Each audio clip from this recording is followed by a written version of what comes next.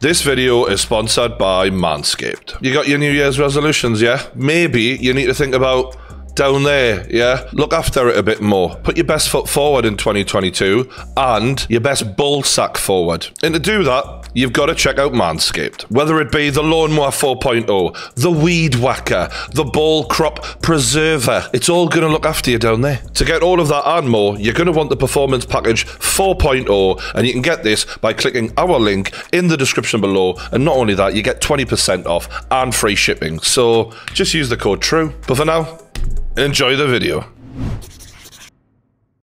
Welcome back to the True Geordie Extra channel. Today, it's a Jake Paul video, which you know what that means. Anything positive I say about Jake Paul, I'm then going to be called a dick sucker in the comments. Well, get your comments in now, because I'm about to say at least one positive thing about the lad. So enjoy, welcome.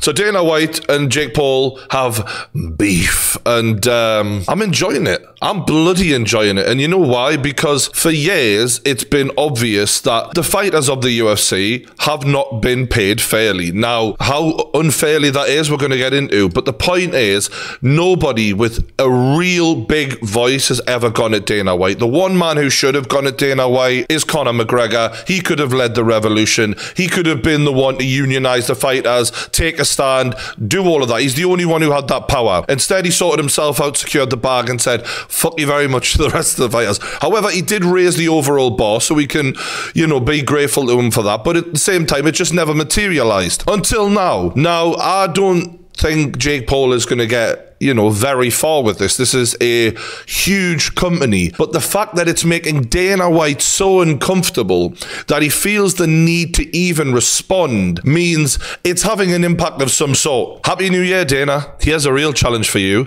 I will immediately retire from boxing and fight Jorge Masvidal in the UFC if you agree to increase the minimum fighter pay per fight to $50,000. It is currently $12,000. Guarantee the UFC fighters 50% of UFC annual revenue, $1 billion in 2021. Provide long-term healthcare to all fighters. You previously said brain damage is part of the gig. Imagine the NFL said that. By the way, what a fucking... Oh, he got him. I don't care if you hate Jake Paul. We all surely want fighters to be well looked after. And that one, for me, of all of them, is a must. Even if there's like a minimum amount of fights you have to have in the UFC in order to qualify for long-term healthcare, you're sacrificing so much for pay. And yeah, it's part of the pay, danger pay and all. No, this is long-term damage. You can't tell me that fighters like Donald Cerrone don't deserve this. Because they do. There are many UFC alums who have publicly said they are suffering from brain damage. You have 5 days to accept, yada, yada, yada. He will retire from boxing, enter USADA, which is obviously the drug testing with the UFC, and enter into a one-fight deal against Jorge Masvidal in the octagon. Just the balls on this lad, man. You might hate him, but God, it's entertaining. Come on. To all UFC fighters, it's time to take a stand and create value for yourselves and your peers. You deserve higher pay, you deserve long-term healthcare, and above all, you deserve freedom to support each other. Now,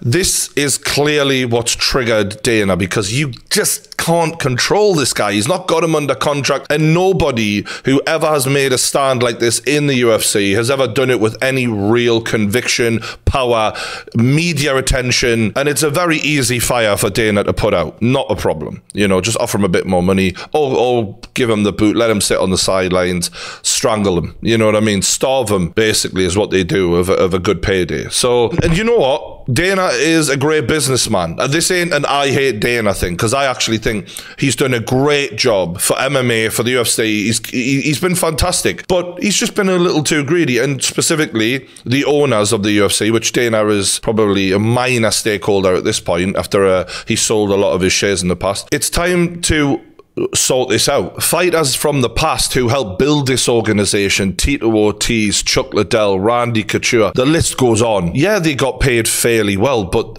in the grand scheme of things, how needed they were to get to the UFC to this point, and yet they don't have things like healthcare. It's astounding. So the other two things, you know, half of the annual revenue to the fighters ain't going to happen, right? It just isn't. But the minimum pay per fight really needs to be increased. I mean, £8,000 roughly, 12 grand in dollars. It is so low when you consider they have to pay their gym, they have to pay like fees for all sorts of things out. They are going to be coming away with so little. And yes, it is better than bottom pay boxers get. It is absolutely better. But boxing, as they've always said, is a going out of sale event. Every time they put on an event, people just take and don't leave any money in for infrastructure. And that is why the UFC is the UFC. But that is also why the UFC should not be acting like, oh, well, it's better than boxing, so deal with it. No, this should be more comparable to basketball, more comparable to the NFL. And this basic healthcare and long-term support that the fighters need should be there, because you are building as a group of fighters, just like the NFL and the basketball players, for the long-term future of the organization. So therefore, that organization should look after your long-term future. It is not the same as a boxing event at all. So I think Jake's made a lot of good points there in a very small, you know, note that he's made. But Dana responded. Jake, you never responded to the challenge. You publicly stated that I use cocaine. I do not. So I told you, you could randomly cocaine test me for the next 10 years. I believe that you're a cheater, and I believe that you use steroids. So I want to randomly steroid test you for the next 2 years. So a while back, Jake had accused Dana of using cocaine, and not the first person to say that, but, you know, whatever. Dana then clapped back about he's on steroids, yada, yada, yada. And Jake basically took it up a level and went in on the business of the UFC and really made it about something serious. And what Dana's attempting to do right now is bring it back to the petty little shit, like, I think you're on steroids. And to me, Dana is trying to avoid the real topic that is really pissing him off, which is the light that Jake is shining on his business. What Dana doesn't want to do is walk around after creating something that is so well respected, so huge as the UFC, and have this black mark on his name of, but you don't pay fighters properly. And it's pissing him off. And if you don't think it's pissing him off, why, in the month of January, when Dana White, the promoter of the UFC, should be promoting the big heavyweight title clash, by the way, there's one happening, between Ngannou and Gon, right? Huge fight. And instead of talking about that on his Twitter, he's talking to Jake Paul. I'm not being funny, but Jake Paul's already won this. And I know you were going to say, oh, Brian, stop sucking him up. Mate, the guy's a fight promoter and he's going back and forward with a YouTuber who doesn't even fight in his organization when he's got a heavyweight title fight to promote this month. Jake's got his head off of what it should be on and on him. Say no more. It's got him on strings, actually. And that thing that you came out with today, nobody on earth thinks that you really wrote that. You're too stupid. Okay, you're too stupid. Okay. Jake Paul is not stupid. You might say I'm sucking him off here. It's just obvious. Like, the kid is 24 years old and is worth a fuck ton of money from literally a thing that anyone can do, talking to a camera. But he did it in such a clever way that he is now worth a lot of fucking money. He's then applied those same principles to music, to fighting, to all sorts of situations, and he's got the whole world talking about him. The kid isn't dumb. And at 24 years old, Jake Paul is worth a whole lot more than Dana White was worth at 24. That doesn't mean that Dana White isn't smarter than Jake or Jake's smarter than Dana, whatever. But the kid ain't dumb, right? This is just obvious now. And if you think I'm sucking Jake's dick, you're not listening. You're not paying attention to what's happening here. The kid is not dumb. And he understands business very well. And for those of you that don't know, if you've ever watched one of his fights and you see when they do the stare down, the guy that's standing in the middle with the warlock nose and the big warlock wart on his face, apparently that's his manager. And that guy used to be an accountant for me. Don't know about you, but if someone used to be my accountant, probably going to be nice to them because they're probably going to know quite a lot about your financial situation. But that's probably also why Dana White is so pissed off right now, because he thinks that this guy's behind it. He doesn't realize Jake's just that guy. Let's just say this. He no longer works for me, and I think he's a scumbag. But if you two think that you can do it better than we do, we're doing this whole thing wrong. You could treat the fighters better than we do. Knock yourself out. Go start your own business.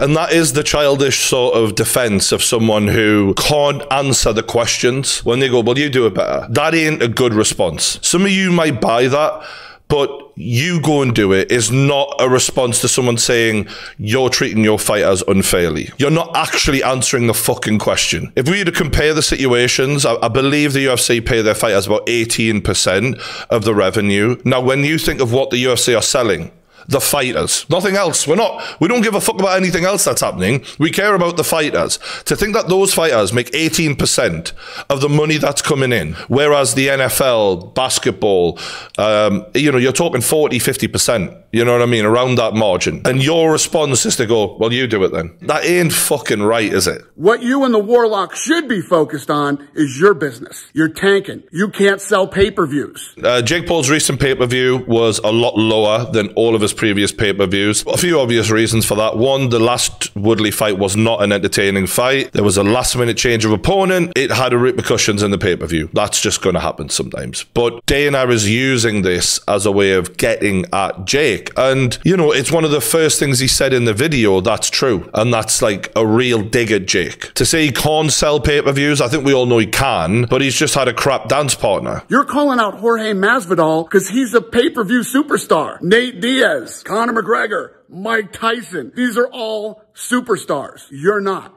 You can't sell pay-per-views, so... Literally can, though. Like, he's had one bad pay-per-view out of the last 4, and the others were massive. It's not true. If Jake Paul was a nobody and not a superstar and not someone Dana White cared about, Dana would not be replying right now. And that is the fact. It's just obvious. And I like Dana White. I think this guy has had an unbelievable career, and I admire some of the things that he has done and how smart he's been to build a sport from nothing into what I wish boxing was. I gotta say it for how it is. I'm ready to roll, buddy. I don't use cocaine. Do you use steroids? Let's do this, Jake. So that was Dana's reply, and of course, Jake was always going to respond, because this is what he wanted. But Jorge Masvidal also replies to Dana White, saying, thank you to my employer for recognizing my hard work. Only took you 4 years. Like, if this doesn't prove to the people who hate Jake Paul that he has a point, you've got game bred Jorge Masvidal there, backing Jake Paul's point up when he wants to fight Jake Paul. And he's even saying, look, you can't call me a pay-per-view superstar now, Dana, when you ain't been paying me like one. At least that's what I took from that. I mean, what else could he be referring to? Not getting a birthday card. Of course it's about money. All right, here's Jake's response. Dana, I accepted every part of your challenge. I said I would fight Masvidal in MMA. Steroid test me whenever the fuck you want. I have never understood the Jake Paul is on steroids thing. I think it's a way of discrediting him for beating UFC fighters. I mean, look at the guy. Look at that. A fat bitch. It's like, I knew him like when he started fighting in 2018. He does not look any different, honestly. And I know there's some steroids that things work with that, but generally speaking, look back at fighters who've been on performance enhancers, who've been caught on them, they look better than that. No offense, Jake, if you say this, bro. You're in good shape. You look like a natural athlete. And he's saying, steroid test me whenever the fuck you want. So there you go. That's that sorted. If you steroid test me, then I want to steroid test every one of your fighters. Ooh, you want to do it though, will you? I use cocaine. That's just funny. Like, I don't know. Like, he's clearly pissed, yeah, which just makes it even funnier. He's like eating the whole way through it. Just no respect. You have been caught with cocaine and hookers every other week. I use cocaine. Even though this isn't probably true, it's just fucking funny though, isn't it? It doesn't even matter at this point. Because Dana White decided to get into a war of words with Jake Paul. Someone should have just talked him out of it though, because it's like getting in a war of words with Conor McGregor, all those kind of guys. Like, they're just going to drag you through the shit. And you say Masvidal is a pay-per-view superstar. Let's go to his last Instagram post. 5,000 likes or 10,000 likes or some shit. Do you realize that my mom, Pam, gets more likes than your pay-per-view superstars? Men lie, women lie, Dana White lies, numbers don't. I mean, bless Pam. She's a good woman. It's mad, that, isn't it? That's how fucking famous this lot are. Long story short, you addressed nothing that I said. I accepted your challenge. I said I would fight MMA. I said that I would retire from boxing, and you avoided all of that shit. That's the thing that Jake is nailing here is when you're in an argument with someone and they make a load of points and then you do a rebuttal and bypass all of those points and say, you didn't write that, you're not smart enough, and then moved on. Dana ain't picking up the W here. Like, it's just not, you can hate Jake as much as you want, but common sense must tell you all. Like, Dana has literally tried to swerve the real fucking points that Jake is making in exchange for, oh, you can cocaine test me, I can steroid test you. Like, it's not a good look. It just isn't. What you can't accept or love or appreciate is that I'm trying to change the sport forever, and you are one of the most selfish, capitalistic motherfuckers that I've ever seen. Ben Askren actually made a point about this, bragging about how many pay-per-views you sell one day and then using capitalistic as an insult the next. Jake Paul isn't saying you can't be a capitalist. He's saying he's a selfish capitalist. And there's a difference, Ben. It seemed to have gone over your head a bit. What he's saying is, make all the money you can, yeah, but then pay people fairly. That's the thing that he's arguing for. And that is exactly the reason why when Ben Askren himself fought Jake Paul, he got the best payday of his fucking career. So you think Ben Askren, of all people, who seems to be a pretty smart businessman, he's always banging on about crypto, would have factored that in to his tweet, but he hasn't thought about it like I did. Boom, roasted. Everybody else needs you, Dana. I'm the only person that doesn't need you. And this is the point. This is why, you know, I said maybe Conor McGregor could have been a one to lead a revolution or try to, but they all need him. Even Conor McGregor does. He's under that contract. And with Jake, there's nothing to lose, so he can just say whatever the fuck he wants. And he knows when he goes at Dana, it's going to increase his popularity. It's going to make his name bigger. He's in a war of words with the owner of the UFC. It elevates his stature. And when Dana replies, he wins. It's just weird that people haven't fucking worked this out yet. You met your maker. I'm not going to stop. Welcome to the show, ladies and gentlemen. I use cocaine. Welcome to the show. It's true. It's true. He won't stop because this is what Jake Paul does. You know, Dana White makes fights and Jake Paul knows how to pick fights. Do you know what I mean? Like, it's what he's been doing for years. Now, a couple of retired fighters have gone at Jake Paul also. It's Tony Bellew and Mike Bisping. Both have been on my podcast. Love them both. Great guys. Hard as fucking nails. And very much the type who just battled and battled and battled until they won their world titles. Men who deserve respect. In the world of fighting, they've got that and more. Jake Paul tweeted about his 2022 goals. Buy Mayweather Promotions, save them from bankruptcy, hire a hairstylist for Floyd Mayweather, take a selfie with Oprah, all quite funny. And then 4, go to the chiropractor to heal the back from carrying the sport of boxing. Obviously, none of what Jake tweeted was serious, but it is fun to watch Bisping and Bellew give the young lad some stick. Bellew said, you can't carry the jockstrap of a proper boxer, son. Please rephrase point 4. Now, obviously, Tony is referring to this in an elite level boxing sense. You know, Tony has been in there with the best of the best, and he was one of the best. He was a world champion. So I get where he's coming from. You know, Jake Paul is not, you know, one of the best fighters in the world. So don't talk about boxing like you're carrying it. But in the same breath, in terms of bringing attention to the sport of boxing, getting people interested, putting on full fight cards, paying entire cards as the main event fighter, he has done a great deal of the heavy lifting in the last 12 months for the sport of boxing. Even though Jake was actually possible, I don't know if he was being serious or not, but in that sense, he has done a good job. Carry the jockstrap of a proper boxer in terms of skills? No. But in terms of everything else, yeah. The whole reason Jake Paul is allowed to make the money that he can is because he's actually better at everything else than the in the ring bit than high level boxers. That's why he's able to make the same kind of money, because he knows how to make people interested. Michael Bisping said, your goal should be to attain credibility in the fight world. That's what real fighters crave. Currently, you have 0. I mean, it's difficult because, look, I get what Bisping's saying. Like, you know, that should be your overall goal. And yeah, it should be his overall goal. Obviously, this was a jokey tweet. But at the same time, Jake's got 5 fights. You know, he can only do so much in that space of time.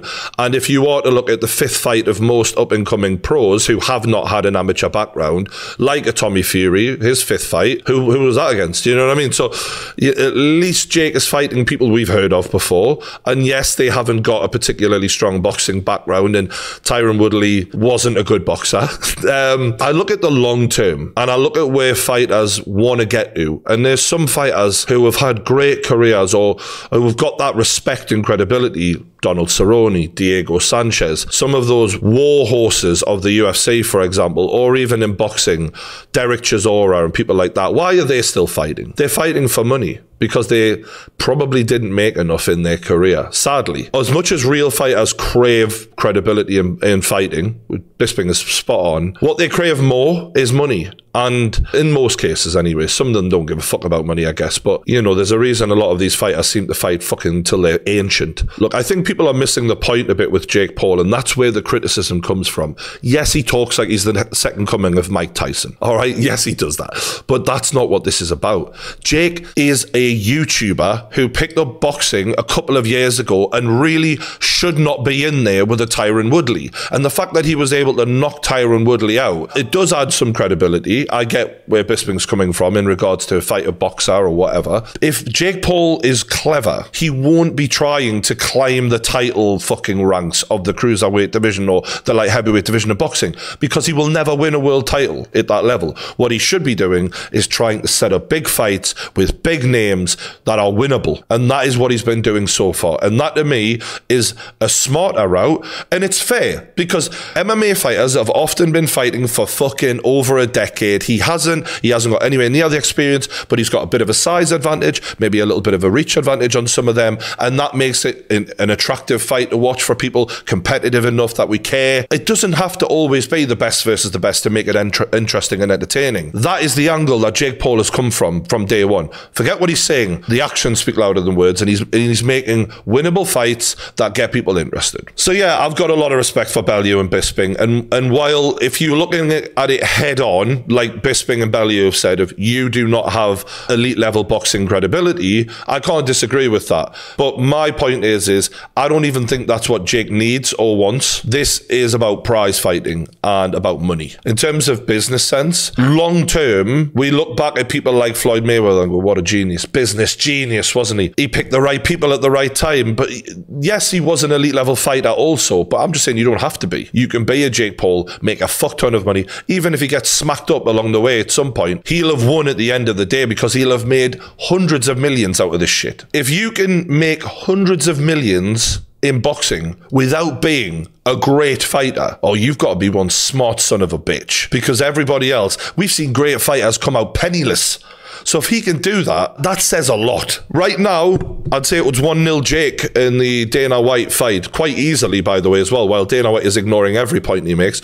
But it's entertaining, and it's going to be entertaining. And don't forget, the UFC have a heavyweight title fight this month. It's Ngannou versus Geordie. Dana's not talking about it. I might as well. I'm looking forward to it. We've got an awards video coming out. Me and Gio recorded it. The 2021 True Geordie Fight Awards. We talked about the Fight of the Year, Knockout of the Year, all of that sort of stuff. So hopefully you'll enjoy that later this week. And also right now, out on the True Geordie YouTube channel, it's a podcast with the best bodybuilder, arguably ever, Dorian Yates. He talks about what he took to get there, all the training, everything like that. And then we go off into a bit of conspiracy theory and stuff like that. So hopefully you enjoy that. I think YouTube's shadow banned it, so you might want to go and find it. Unfortunately, didn't get promoted, but never mind. It's not a problem. I'll get views. It's fine. Don't worry about it. And, hopefully you're subscribed. If you haven't already, hit that button, hit the bell, like the video. Thanks for watching, and I'll see you on the next one.